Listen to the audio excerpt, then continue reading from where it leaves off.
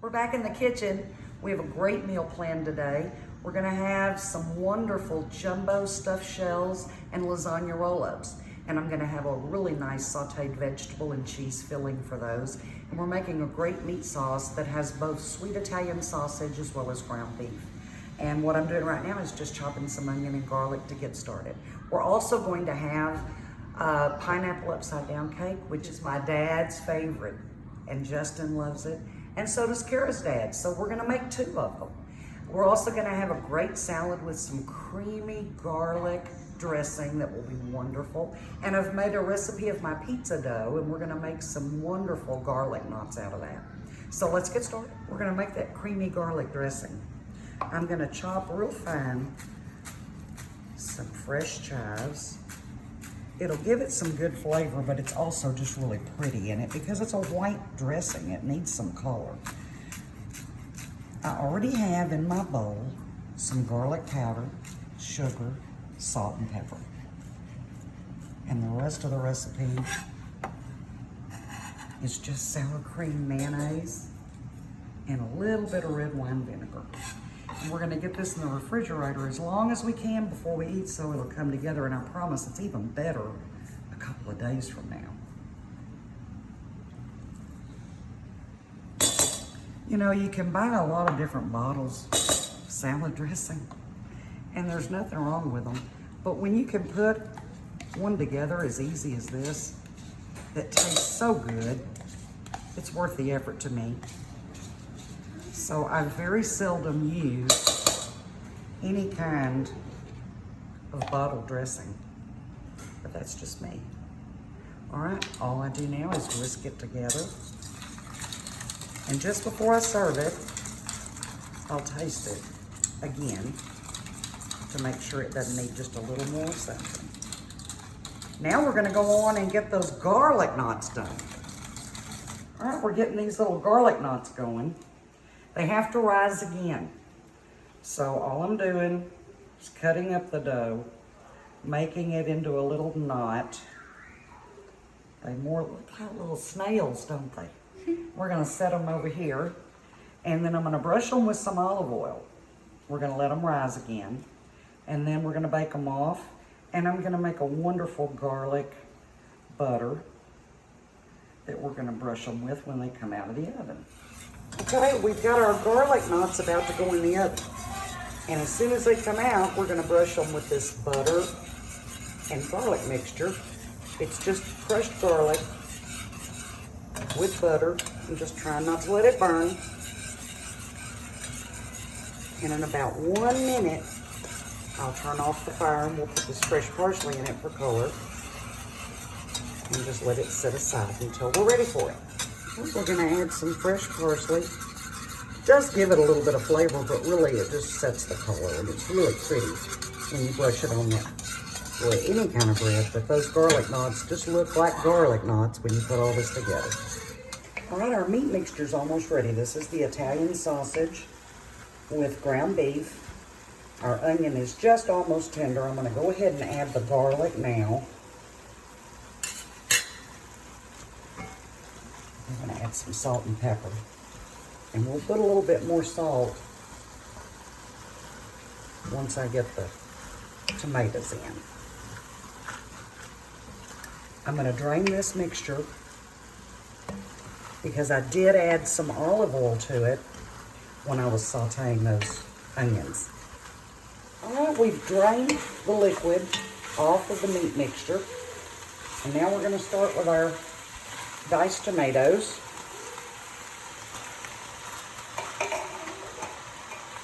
And I have some crushed.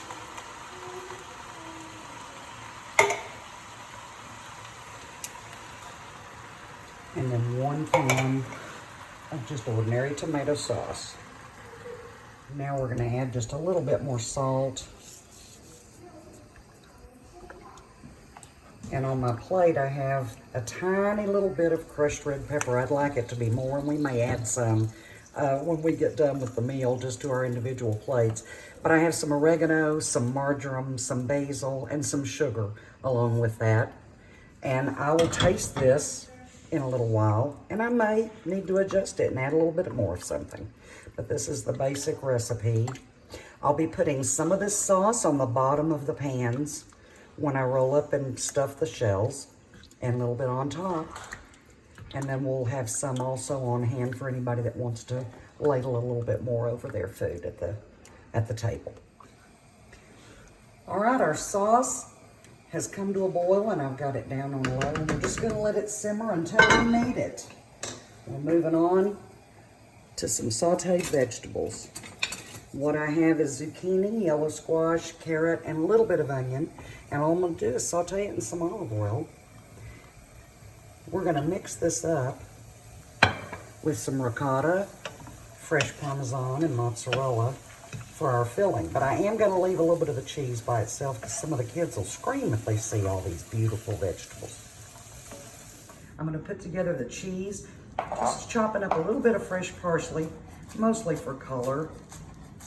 I have in my bowl right now just a little bit of ricotta from another container. One isn't quite enough, two's too many. And I have a little bit of garlic powder, some Italian seasoning, salt and pepper. And we're gonna add a couple of eggs, a little bit of Parmesan, and mozzarella. Then we'll put our veggies in as soon as they've cooled off enough.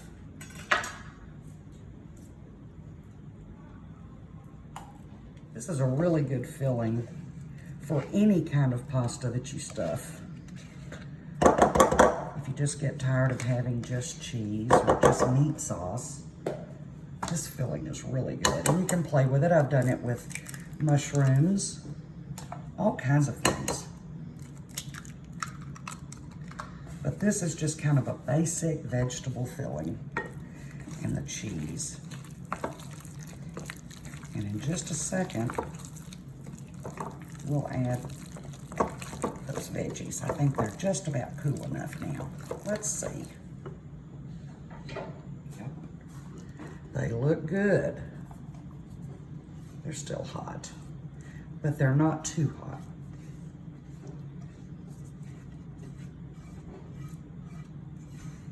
And remember, these are seasoned a little bit. If you don't season stuff as you go, get it all put together, it tastes awfully bland. Isn't that pretty? And all I'm gonna do with this is spread it across some almost fully cooked, not quite, lasagna noodles. And I'm gonna stuff some into some little shells.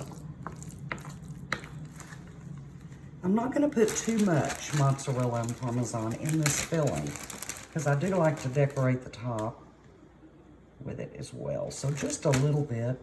And the kids' plain cheese mixture is already put together. They're always so afraid of these beautiful vegetables. Isn't that pretty? It's gonna be so good. All right, I'm gonna stick this in the refrigerator for a few minutes while I put together those noodles.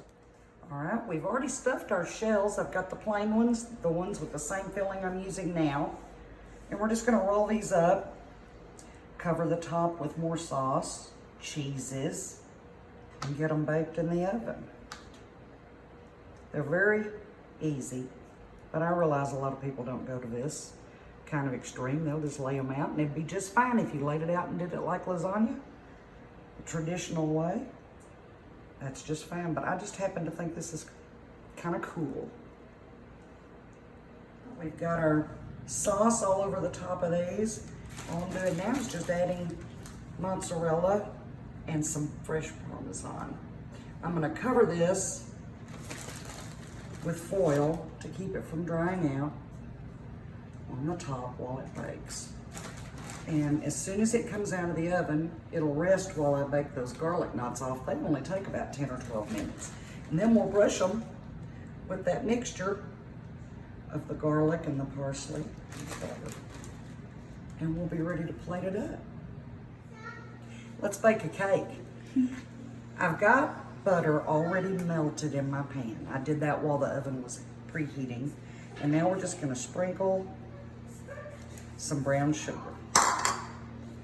And all I'm gonna do is just kind of go around the pan. I wanna get it as evenly mixed and press down into the butter as I can. And then we're gonna decorate it because that's what's gonna be the top.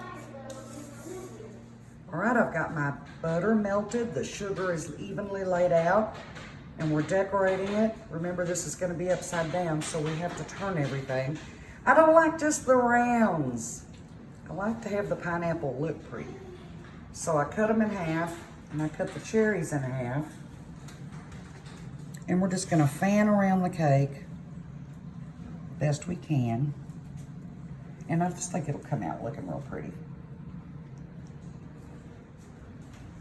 As soon as I get this fanned out all the way around, I'm gonna come back and put this crushed pineapple, which has been drained and pressed as dry as possible, all over the top of that. And then we'll move on to our batter. All right, we've got it decorated. And now we're just gonna put some crushed pineapple. And I'm just gonna very carefully pick it up and put it around. It's just to give it a little more pineapple flavor. Now we're gonna make our batter and put it on top and get it in the oven. I've got butter and regular sugar in my mixer. I've got 2 eggs and an egg white, some milk, vanilla, and I've already got my flour with the baking powder and the salt and all that in it. So here we go. This takes about 3 to 6 minutes on medium speed. We want to get that butter and sugar creamed really well before we move on to anything else. We're going to add our egg white and our eggs.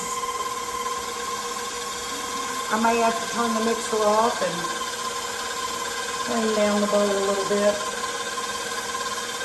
But you do it slow. You want to make sure you get it all mixed in. We're still on medium speed.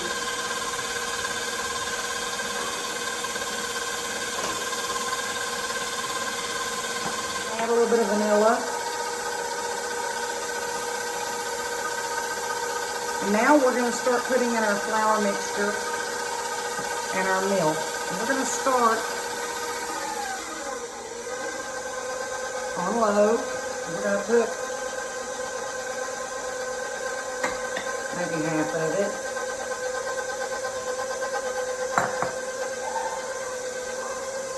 And about half of this milk. Get that mixed in good. It's looking good right now.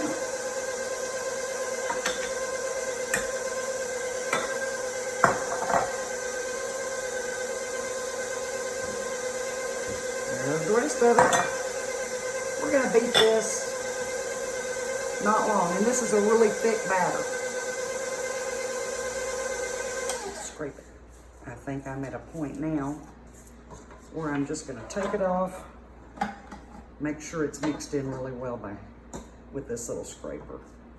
And then we're going to just kind of dollop it on top of that and spread it really easy so we don't mess up those pineapples. All right, our batter is done, and it is thick. I told you it would be. And we're just going to lay it out very carefully. Pineapple upside down cakes are easy to make, but they're finicky in that they will overflow if you don't have at least a tall enough pan to hold it all. And not only that, if you don't get that pineapple dried off as best you can, it will make a watery cake. So you just barely move it around. We want it to be as even as we can get it, but we don't want to mess up those cherries, and we don't want to mess up the pineapple decoration, or it won't be so pretty. Bev likes it to be pretty when it's done.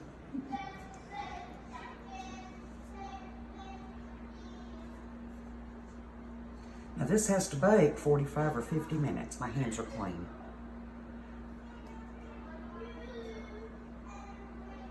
I believe I've got it covered pretty well. Now we're going to bang this thing on the counter. Try to get as much air out of it as we can. I'll pop it in the oven. Our meal is done. We have a beautiful plate of salad with the creamy garlic dressing, the wonderful lasagna roll-ups and the little stuffed shells. We have our garlic knots with the butter and garlic mixture, and our beautiful pineapple upside down cake. The recipes for this meal will be in the comments below. I'll have a link to my YouTube channel, and I sure hope y'all have a great night.